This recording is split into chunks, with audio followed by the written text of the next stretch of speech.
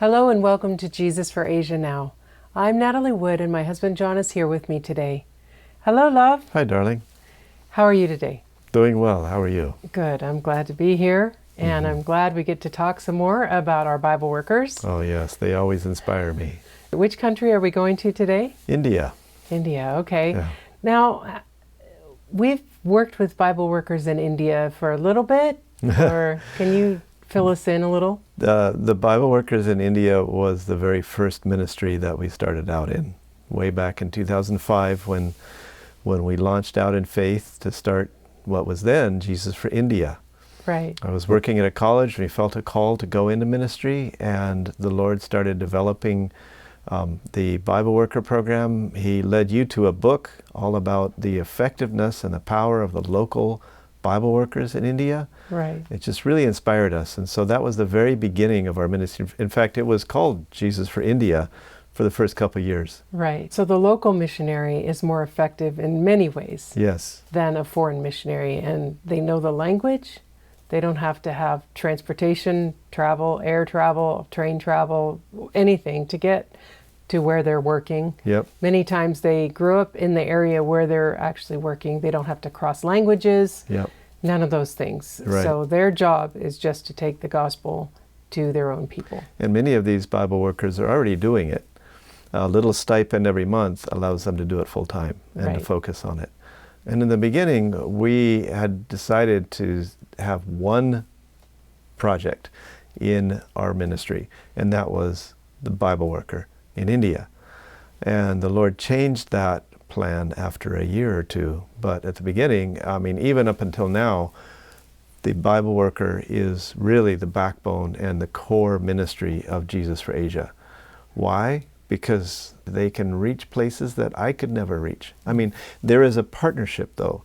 It's not that the local missionary takes the place of the foreign missionary, because there's places that there are no local believers. Right. There's countries and people groups where there is no believer that can take the gospel to their fellow countrymen. And so in those cases, you need cross-cultural missionaries. Right. Also, in the case of India, there's a really great symbiotic relationship between, a supportive relationship between when we go over there and we can help with training, and we can bring more Bibles over, we can bring, I mean, there's a beautiful relationship that happens that it's like not one or the other, it's both working together towards a common goal. Right. Right. And it's just the roles are a little bit different in different places. Right. In India, there's a large workforce that are strong believers and are taking the gospel and sharing with their neighbors and would love to do it full time. And these guys aren't just, well, you'll see today in the videos how dedicated they really are. And we're inspired very often by our local Bible workers in India. Right. This first video is a testimony. Yes. From Stephen. Stephen is our Bible worker that we're talking about today. Okay. At least that's the name we've given him for the purpose of these videos. Okay. Hey! Woo!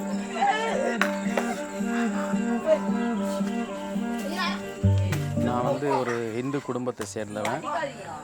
ஒரு முனியப்பன், எங்களுடைய குலதெய்வம் முனியப்பன் சாமி தான் கும்பிட்டுட்டு இருந்தோம்.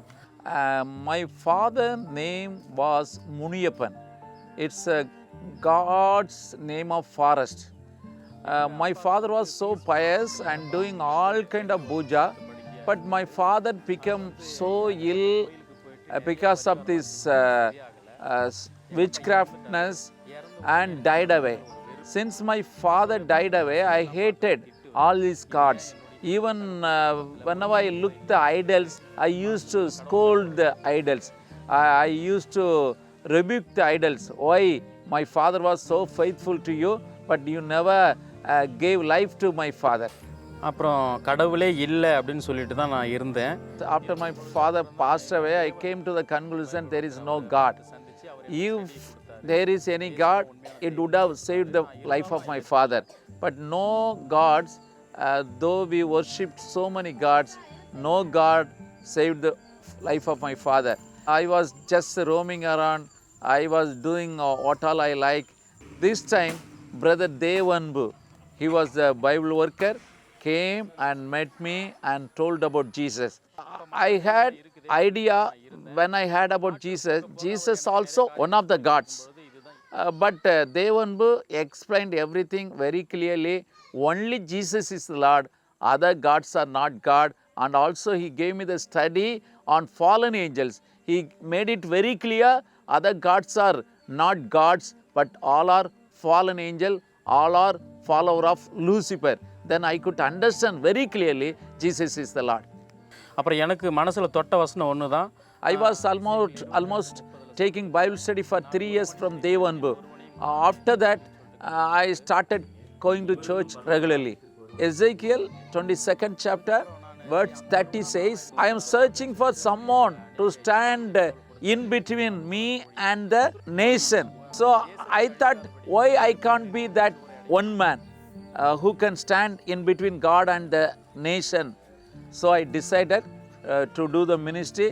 Even before joining JFA, I started my ministry along with others. After that, the call came from the region director, Pastor Samanaya. He called me and told me to join JFA. First, I hesitated a little bit how I am going to do this ministry. Somehow, I could understand the will of God. Then I surrendered myself in the hands of the Lord.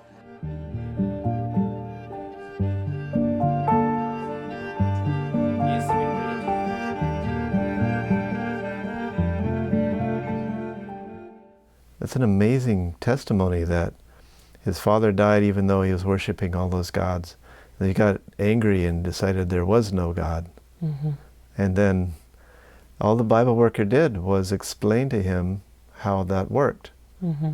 No demonstration, no healing, nothing. But he believed it. Right. And he became a believer. Yeah. That's powerful. And how he heard the voice of God Yes. asking him to be a Bible worker. Yes. And it's so beautiful to see how he blends in with the local culture, you know, kneeling on the cement floor with bare block walls. You know, how many of us would feel comfortable doing that? And how long would it take for someone like me to learn the language and the culture and be able, I still wouldn't be able to blend in because of my skin color. Right. And so my ability to support someone like him that can do that, Right. you know, that doesn't relieve me of my responsibility of bringing people to Christ, but it extends my ability. One thing that I was impressed by is that he started doing ministry on his own before the region director asked him to be a Bible worker. It's just really, it shows how when Jesus gets into your heart, you want to share it with people. Yeah. And so you start sharing. And I think many times we here in the West get a little bit timid to share. And maybe we need to seek God some more like they do and learn how to be a little less timid for the sake of the gospel. Yeah. But this is the beauty of these Bible workers is that they would share anyway. Yep. And a lot of them do. Yeah. And this just enables them to share more. Right. So it's really neat to see the dedication. Like I said, they inspire us. Yeah. Yeah. And it's neat too because you see the growth in them as well over time. Yes. I mean, some Bible workers are new to us. Yes. But then others we've worked with for years and we see the growth that God has brought in their lives also. Yes. Yeah. That's And, beautiful. Yeah. Yeah. So do you have any more videos? Yeah, we do. Actually, this next one is about a church that they needed. Oh, interesting.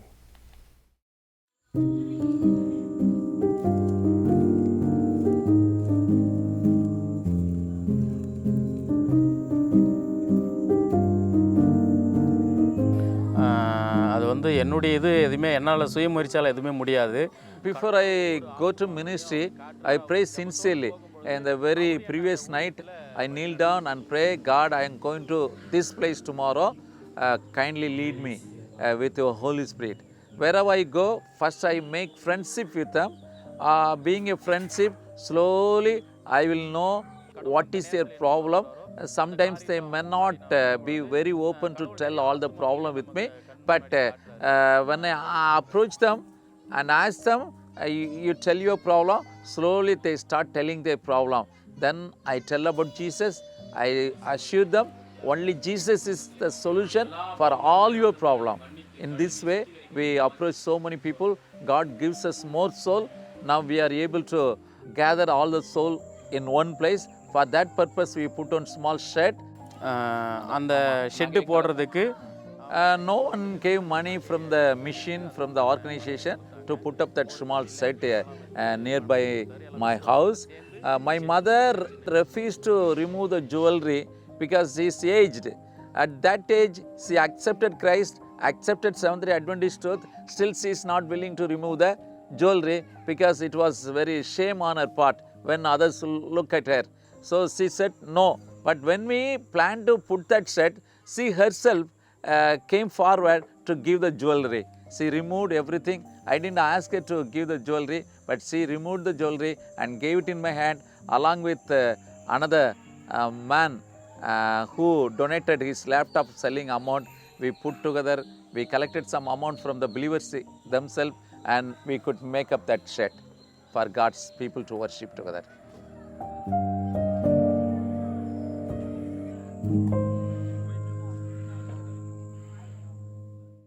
Isn't that amazing? Yeah. They built the shed themselves. Yeah. And the Bible workers are making $90, $100 a month. Mm-hmm. And the other people, as you can see, they're not wealthy people. Mm-mm. It's not a wealthy area. Yeah. But they look happy to have their church shed. Now, what did he mean about it was shameful for his mother to give up her jewelry? So the jewelry in India, especially like a necklace, is like a wedding ring. And so it would signify the marriage. And many times, if they take the jewelry off, it seems like they're rejecting the marriage.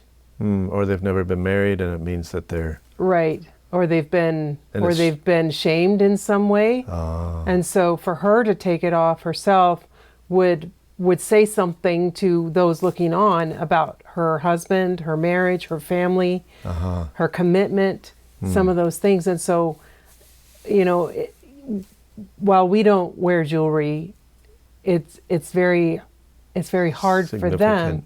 Yeah, it's very significant for them. Because it's more than just to look pretty. Right, especially for people that know that she has a family.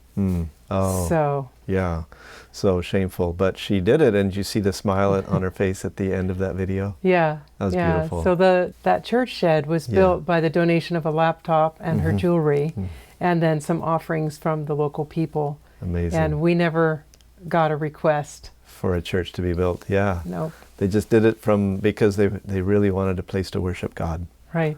They did it with what they had. Yes. And that's also inspiring. Yeah. The thing that amazes me, especially when I visit there, you see him how he prays. Kneeling on his knees on the cement floor. I met a man once that prayed like that all night long. He started praying like that at 9 o'clock that evening. I saw him start to pray. The next morning I met him at 7 o'clock, and he had prayed all night like that on his knees. And so I was looking in his eyes. I expected him to be really tired or sleepy or groggy or something. He was fresh and bright as if he'd slept all night long. And I was amazed. But I like to pray in my bed, or if I'm kneeling, I'm kneeling on carpet.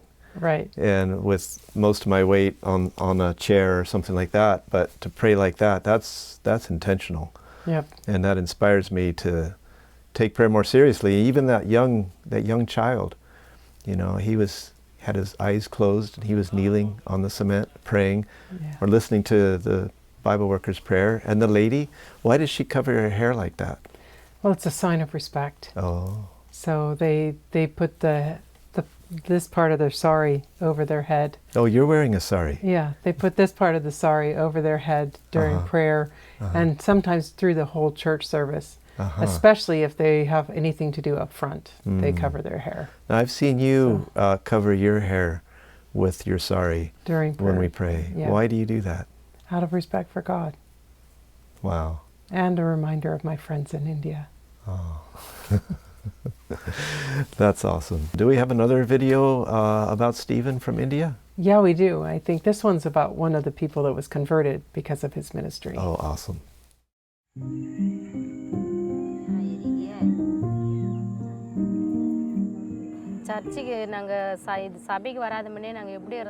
Before 10 years, some of my relatives did some witchcraft.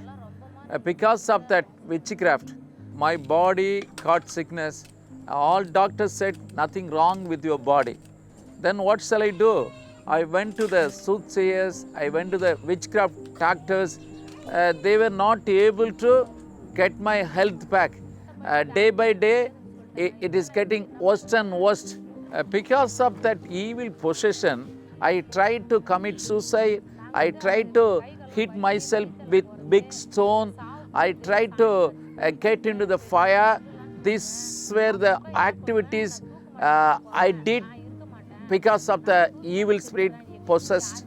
When I become little bit all right, in the evil spirit possessed my husband. All of a sudden he started hurling on the ground, making different noise, and he is trying to commit suicide in the house.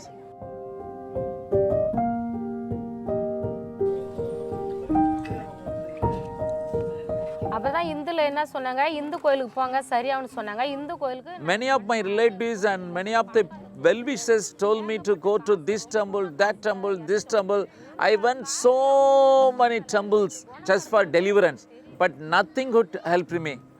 I went and consulted with so many well-famous doctors. All said, you are normal, don't come and disturb us. Everything is all right, go home. As I am visiting so many places, nothing happened.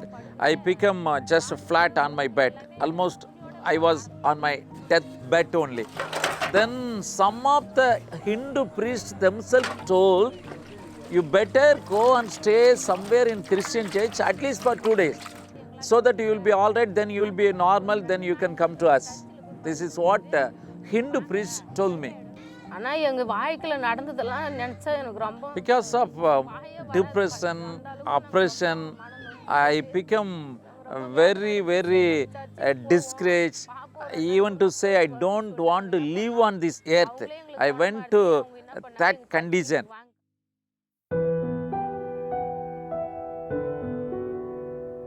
அவங்க வந்துட்டு ரொம்ப முடியாமல் When I came and met Sister Malar, another JFA worker by the name Daniel Sandos was with me.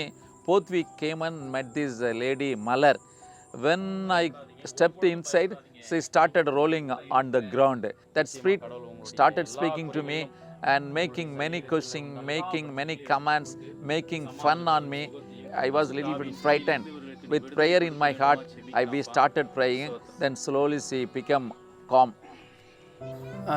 அது வந்துட்டு அவங்களுக்கு அந்த ஆவி வர்றதும் போகிறதுமா இருந்துச்சு. Actually, that healing was not permanent in her. That spirit came, whenever we pray, it will go away, then again it will come and disturb her. This was going on for many months. Finally, we decided we can go for fasting prayer. When myself and another pastor, Pastor Alexander, were called to attend that fasting prayer.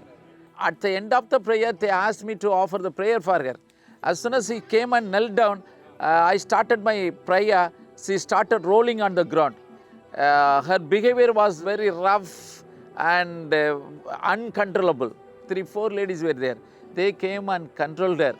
More than an hour, we struggled so much with her. Then after that, she became very faint. Maybe after 10 minutes, she opened her eye and asked for water. That time onwards, she is all right.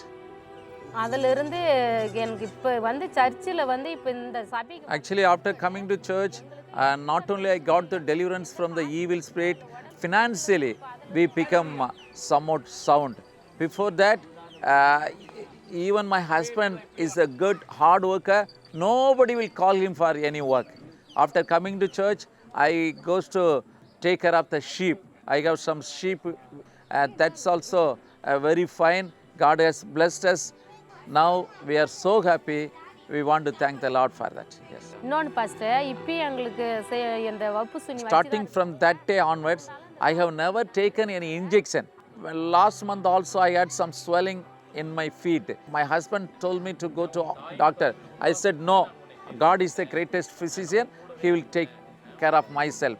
and that evil spirit now and come and try to give me some disturbance, but I look at the Lord, Lord is with me, so I will not go back from my faith. Till the end of my life, I'll be there in the truth.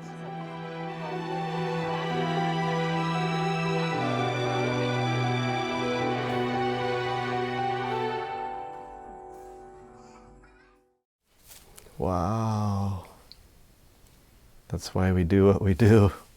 Yep.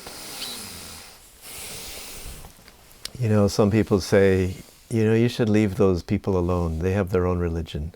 Why do you want to foist your religion on them? It's not what it's about at all. The fact is that the Christ that we serve is the real God. Right. And He's full of love and compassion. He wants to help people. Right. And He wants to deliver people from the chains of darkness and bondage of the evil spirits. And it's a blessing. Yeah. It's a blessing to people.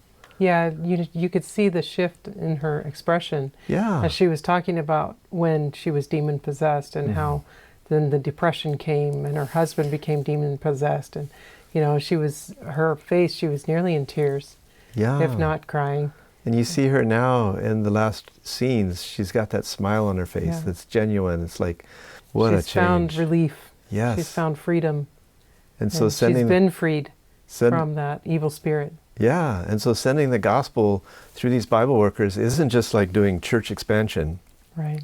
or doing it because, well, we want other people to believe what we believe. It's much more than that. It's saving people's lives. You know, it's truly bringing light into people's lives and saving them from destruction, from discouragement, from despondency, from despair. And she was trying to take her life, and then her husband was trying to take his life. Yeah. And now they're happy. Yeah. Taking the gospel to the dark places of the earth isn't just about, you know, doing what we have to do to get Jesus to come. Right. It's relieving pain. It's relieving suffering. It's bringing happiness. It's bringing joy to people that aren't aware of it. Right. Right. It's being a part of breaking the chains. Yes. Breaking that bondage that people are held in, whether it's actual demon possession or other types of things, addictions, those kinds of things. Yeah. God's able. Jesus is able to break all of that. Yes. And that's the blessing, is that we get a small part Yes. in enabling workers like Stephen to Yes. go and to tell people, Yeah. this is who can help you. Yeah. And Stephen is sponsored by somebody here in the Western world that allows him to take the gospel. Now, we don't have like one-on-one, this person sponsors this Bible worker. Yeah. Why is that? It's a lot to maintain. We just don't have the staff on either side of the ocean to do that. We would love to, but we just don't have the kind of staff that would allow that. And it would make it a lot more expensive if we hired all that stuff. Right, right. So let's say somebody gives $100 to Jesus Frazier for a Bible worker. Right. That $100 ends up as a Bible worker's salary. Right. So there's no overhead here or in India Right. taken out. That is fully their salary. Right. The only thing that's ever taken out is bank fees. Yeah. So like whatever fee it costs to get it here, like if it's an online donation, Okay. whatever it costs to get it here, and then whatever it costs to get the whole, the lump sum over there to pay them. Okay. So we don't take anything out for, administrative or anything like that. Yeah. So this is so beautiful because, it's this cooperative partnership Right. that we were talking about earlier. Right. And Mrs. White talks about that actually. Okay. It's where she met a businessman. And what's that story? Oh, yeah. He says that he works 24 hours a day for the Lord. And she says, how do you do that? And he says, well, I work for the Lord during the day, and then at night I've hired somebody in India to work for the Lord for me. So I work 24 hours a day. Yeah. Which So is a that's pretty blessed cool. privilege, actually, Yes. to be involved in ministry on both sides of the globe. I think back then the cost of hiring a worker in India was much more comparable to the cost of working or your income here in America. But now the disparity is so great, $100 a month. Almost everybody can afford that, Yeah. at least one. Well, and if they can't afford $100, we have many donors that can't. Right. And they send $5 or $10, whatever, and God adds it all together. Yes. And then, the Bible workers are sponsored. So Yes. it's a privilege and a blessing that we get to be a Yeah. small part of enabling these workers. Yeah, and even the $5 a month, God sees that and says, like the widow's 2 mites. Right. He looks on the heart, and he can take that 5 and blow it up. Right. To He's a 20. multiplier. Yes. So to get a little grasp or a picture of how big the work might be, how many towns and villages are there in India? According to Google, there's somewhere around almost 1 million. And how many of those have no access to the gospel according to the sources that we can find? Almost half. So like 400, last I checked, which was several years ago, about 450,000 towns and villages in India have never had the gospel presented to them from any denomination. Catholic, Adventist, evangelical, nothing. I was able to preach in a village that had never heard the name of Jesus before. What do you say? Yeah. It's like, Where do you start? yeah, exactly. I started with what we have in common. And you might think, well, what in the world do we have in common with Hinduism? They have a sanctuary. They have a sanctuary service. They have a holy place, a most holy place. They have altar. They have a pool where they wash, And then they have the sprinkling of the blood, the Day of Atonement, where they actually sacrifice goats or sheep, take the blood in and sprinkle it in the holy place. So that's where you can start. And the reason why they do the Day of Atonement is to relieve them of sins. And so there's a concept that we have in common. And I started with that, saying, hey, you guys do this ceremony to get rid of your sin. But the truth is, how can a goat who's not worth as much as you pay the price for your sins? You would need somebody that's worth more than you to pay the price for your sin. And somebody did that. And it's like, they were just like, all ears. It's amazing. It's like Paul, he says, I will build on no man's foundation. Preach the gospel where it's never been preached before. There's still places like that in the earth today. Yeah. Wow. Yeah, and we have over 500 Bible workers just in India. Yes. And it's amazing how many more are needed. We need 10 times more. Right. If you would like to help support Bible workers like Stephen in India, please contact us at Jesus for Asia, P.O. Box 1221, Collegedale, Tennessee 37315. Call us at 423-413-7321 or visit our website at jesusforasia.org. May God richly bless you until we see you next time on Jesus for Asia Now.